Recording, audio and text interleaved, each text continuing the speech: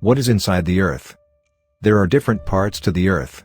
There is a thin rocky crust, a solid middle called the mantle and a center called the core.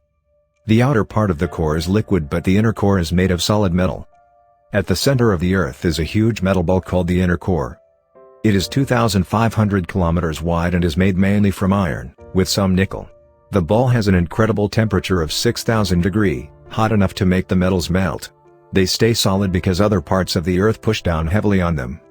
Around the center of the Earth flows a hot, liquid layer of iron and nickel. This layer is the outer core and is about 2,200 kilometers. Ball and liquid layer move at different speeds. The largest part of the Earth is a layer called the mantle, which is 2,900 kilometers thick.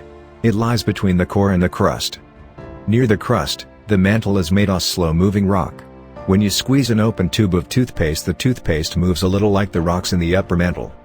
The Earth's surface is covered by crust. The land is made of continental crust between 20 and 70 kilometers thick. Most of this is made from a rock called granite. The ocean bed is made of oceanic crust about 8 kilometers thick. It is made mainly from a rock called basalt. The crust is divided into huge slabs of rock called plates. Most plates have land and seas on top of them, but some, like the Pacific Plate, are mostly covered by water. The large areas of land on the plates are called continents. There are 7 continents: Africa, Asia, Europe, North America, South America, Oceania, and Antarctica. Very, very slowly, the continents are moving. Slow-flowing mantle under the crust moves the plates across the Earth's surface.